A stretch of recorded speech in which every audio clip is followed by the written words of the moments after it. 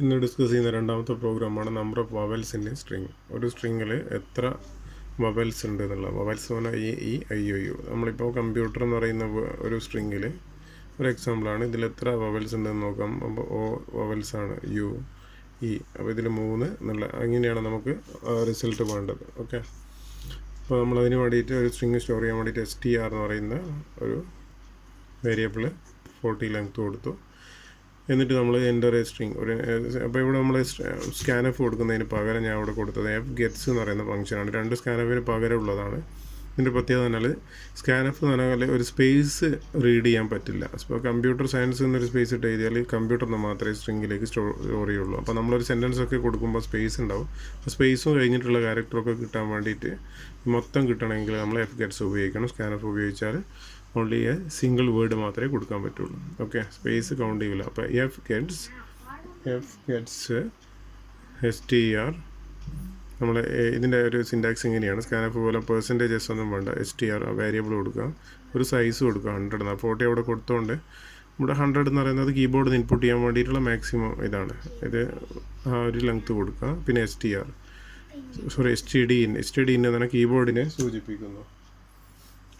Okay, അപ്പോൾ ഈ ഒരു std in എന്ന് പറയുന്നത് എപ്പോഴും ഇങ്ങനെ തന്നെ കൊടുക്കുക. ഒരു സൈസ് 100 അതായത് 200 എന്തും കൊടുക്കാം. str എന്ന് പറയുന്നത് നമ്മളെ വേരിയബിൾ. ഓക്കെ, അപ്പോൾ സ്കാനഫിന് പകരം എഫ് ഗെറ്റ്സ് ഉപയോഗിക്കുക. ഇത് നമ്മൾ ഫോർ i = 0.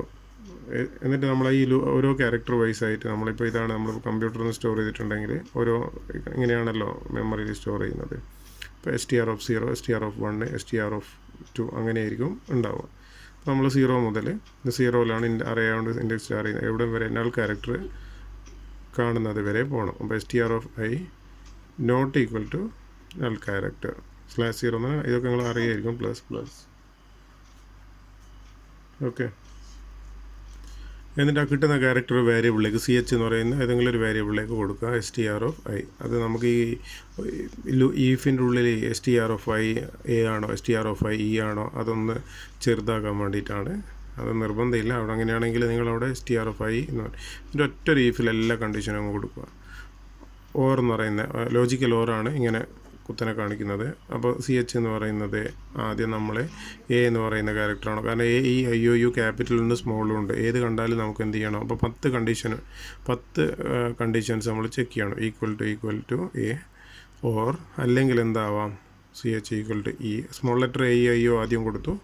ഓർ നിങ്ങൾ നേരെ എഴുതിയാലും മതി, ഇങ്ങനെ എഴുതണമെന്നില്ല.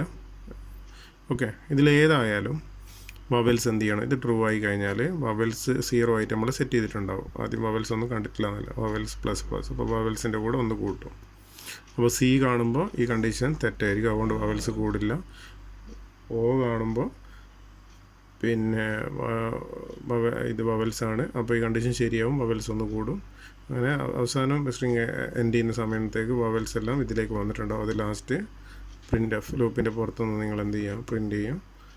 ഇത്രയേ ഉള്ളൂ ഇതിൽ മനസ്സിലാക്കാനുള്ളത്.